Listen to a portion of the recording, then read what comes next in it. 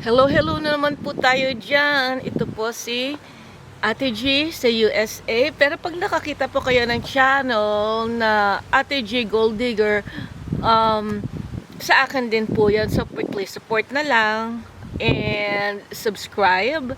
Hit the notification button so you're going to be updated with my videos. And comment if you have any questions. So, ito na po yung part 4 na po ng aking journey as aspiring mommy at 50. Actually, dapat doon ako sa loob ng bahay para naman may iba ang video. Nakakatatlong video na ako dito. Pero, when I was there, so I've just noticed na pakikita ko sa inyo. Ayan oh. Nakikita nyo kung ano yan? Yan. So, on my third trimester, tama ba yun? Yung third trimester, na ilalagay na po itong pakwan sa loob ng aking belly para lumaki ang tiyan ko. Sino po nakaka-relate? Siyempre, biro lang. Ang bigat niyan, no?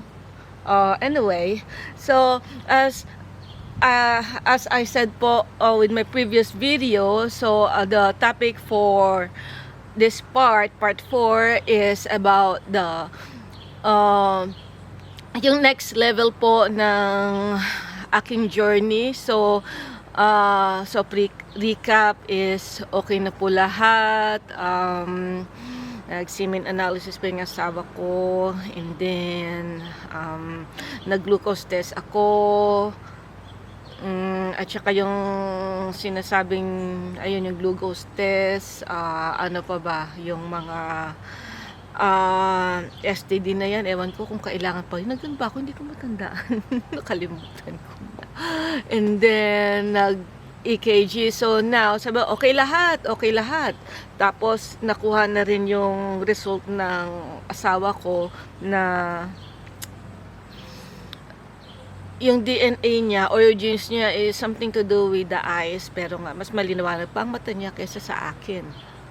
So, ang next po nun, after nun, lahat okay na. So, fetal maternal medicine. So, yung fetal maternal medicine po is ginagawa lang po siya or ina-advise lang po siya, parang counseling siya na pwedeng pwedeng sa ospital or pwedeng sa ospital o pwedeng Zoom lang, parang counseling lang siya kasi nga tigulang na ang lola nyo, tigulang na si Ate G. Oops. Ayan na, inaamin ko na ha, si Idel David, yan, ang kulit mo ha. Inaamin ko na, sige, 50 na ako, 50 na si Ate G. Si Ma'am Nurse, hindi naman nangungulit yan. Pero, alam kong happy siya. Sino ba to? Si Rose Velasco, Sumalangit Nawa, mahal na mahal ko yung boss ko rin yan. Alam ko kung nabubuhay siya is happy siya sa akin. At sinasabi niya nga, hindi ako pumapatol sa hindi gwapo.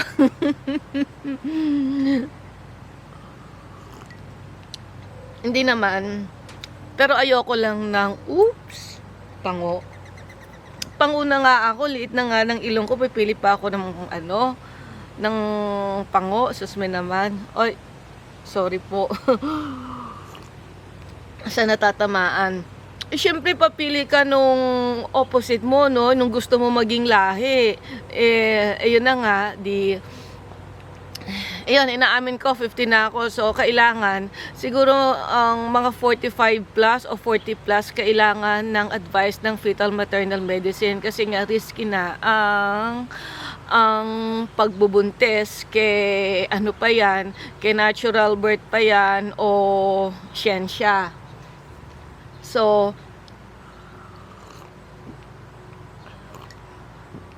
ngayon po, ang in-advise naman kung ano ang aasahan namin aasahan naming bombs along the way, tsaka ang mga preventive measures nito, tsaka ang mga magiging procedures para maalagaan ako. So it's, I think, more pwede namang okay lang kung wala gaanong complication, pwede yung parang typical na doctor's appointment lang. Pero kung halimbawa magkaroon ng abnormalities, na magkaroon ako ng, babanggitin ko mamaya, and I need almost every week na ultrasound, and magastos. Hindi naman. Siguro naman, no, pag sagot na yun ng insurance, pag when it comes to pregnancy na, so it's already out of fertility medicine. So pwede na siyang sagutin ng insurance. But uulitin ko po, lahat po ito is out of pocket. Pero kung merong yung mga yung mga malalaking company, nag-o-offer sila ng mga insurance na nag-o-offer ng sumasagot na fertility treatment. Pero syempre mahal ang premiums. Pero walang problema kung hire ka sa malaking kumpanya na nag-offer, no. So para hindi ko makalimutan yung scientific name, babanggitin ko po. So what are the complications that I could possibly have pag halimbawa pregnant na ako, nag-carry na ako? Yung sinasabing, yan, binabasa ko, gestational diabetes. According to Google, high blood sugar during pregnancy, and ayun, high blood sugar during pregnancy. Ayun na nga, yung mga tigulang na, mga 40 plus na, we are susceptible of having the gestational diabetes. Nakalimutan ko na explanation ni Doc pero kasi nga yung hormone namin hindi na siya normal na nagfa-function. So that has ayun na nga, something to do with the hormone. So kailangan niya tawag dito,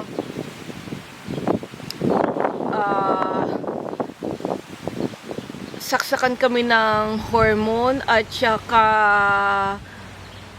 yun na nga, yung secretion ng sugar is hindi na ganoon ka normal. Pero according to, so how much more kung diabetic, kung halimbawa, no, diabetic ang pasyente. Thank you Lord, hindi ako.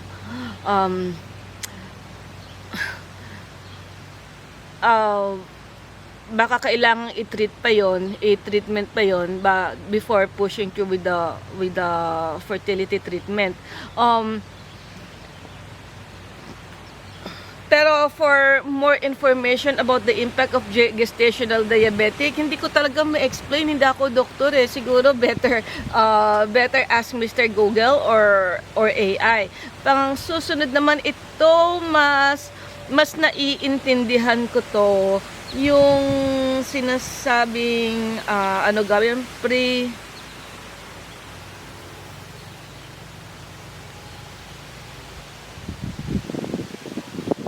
pre-eclampsia. Ay, sandali. Ito sinasabing high sugar during pregnancy, yung gestational diabetes is it could trigger high blood pressure, and it could increase the chances of having the hypertension. Nagkakaroon lang yata ako ng hypertension pag nagkakape ako, siguro yung ganong feeling pag So I'm limiting myself to have 3 cups of coffee each day because other than that, more than that is ayun na nga, parang alam yung dug. How much more yung mga hypertension. Pero kung wala naman akong gagawin, wala naman ko ganoon, kaya bawal ang coffee. So simula ngayon, ano tawag doon? Matcha. Japanese eclabu. So I stopped drinking coffee. Tea na lang. Walang caffeine. And ito namang pre-eclampsia is, ito mas naiintindihan ko.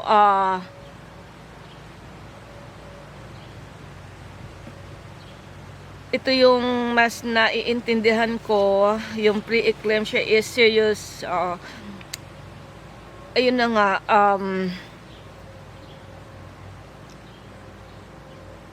so kakaroon ng high blood at saka hindi, sa pagkakaintindi ko is, dahil nga syempre cluttered yung katawan is cluttered sa this is happening on the like on the advanced stage of pregnancy, yung malapit na, yung medyo malaki-laki na yung baby daw. So parang babagal ang blood circulation, syempre nga no, parang cluttered yung katawan. It could trigger to blood clot or dysfunctions of the dysfunction of the organ, o mai-stress yung organ katulad ng kidney, nung guts natin, and ang symptoms nito is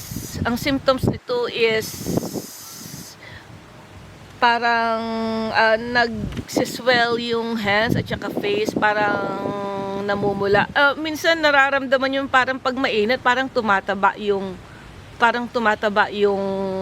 kamay nyo. And it says na it could start or most likely on the 20th week of pregnancy. So 20th week of pregnancy, so it's malaki na yung bata, mga second trimester na to. And then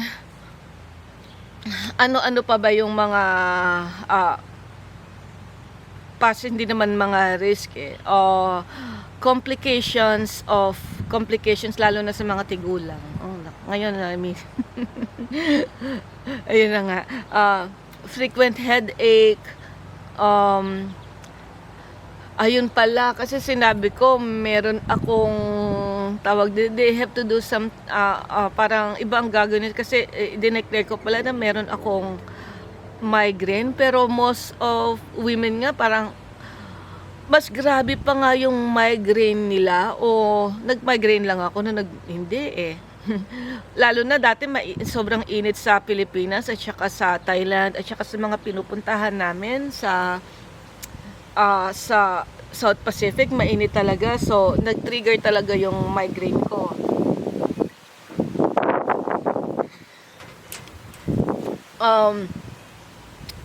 Vision blurry. Ngayon pa nga lang wala akong salamin.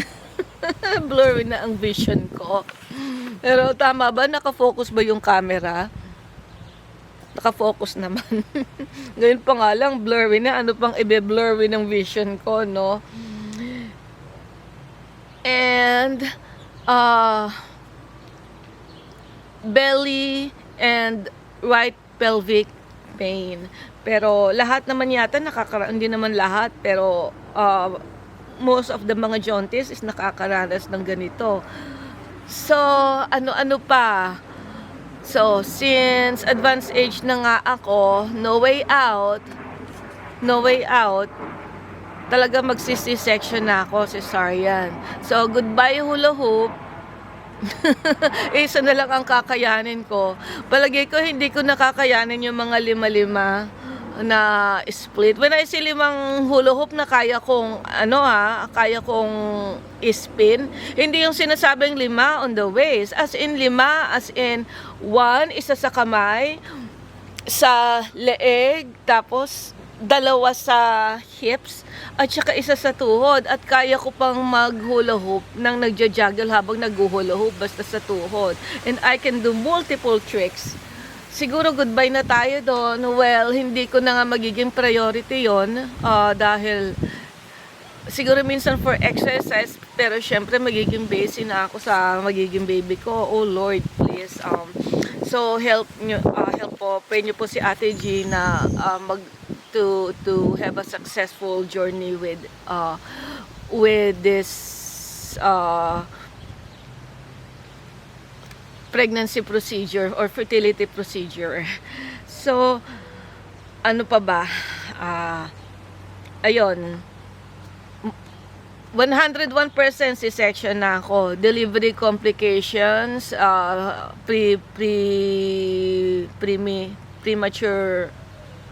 premature complications. Ganun. Oh please, parang kinakabahan. Oh Lord, pang-isahan lang ang budget namin. So I'm always praying, Lord, ang tagal ko nag-antay, and so far naman kahit papano ang napangasawa ko is kahit papano hindi naman kami mayaman pero may gagastusin. Kaya I'm so thankful kahit na late na ako nagjusawa. Kesa naman sabihin natin nag-asawa ako ng 24 years old, na sabihin ko, ma, pahingi naman ng, ma, walang panggata sa junior, mama, walang pang tuition, mama, mapuputulan kami ng kuryente. Hindi ko po nararanasan yun. At kahit pa paano naman, blessed naman kami ni Lord.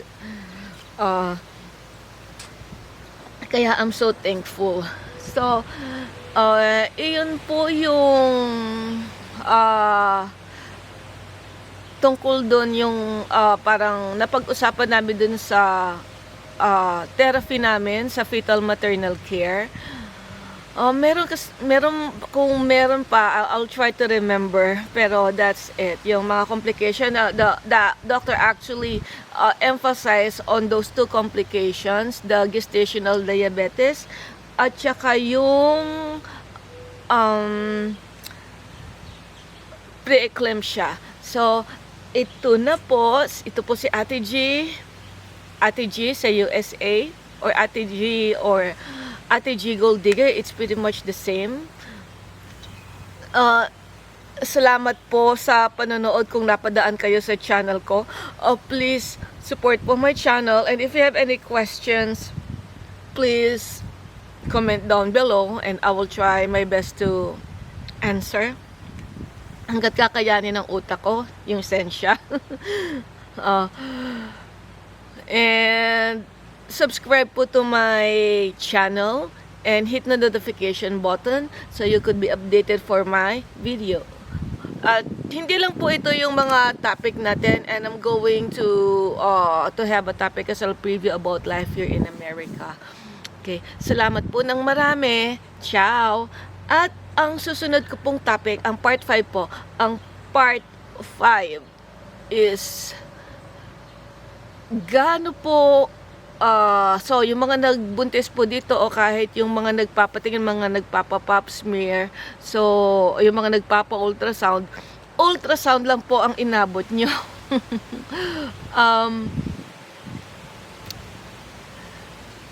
Gaano po kasakit yung hysteroscopy kumpara sa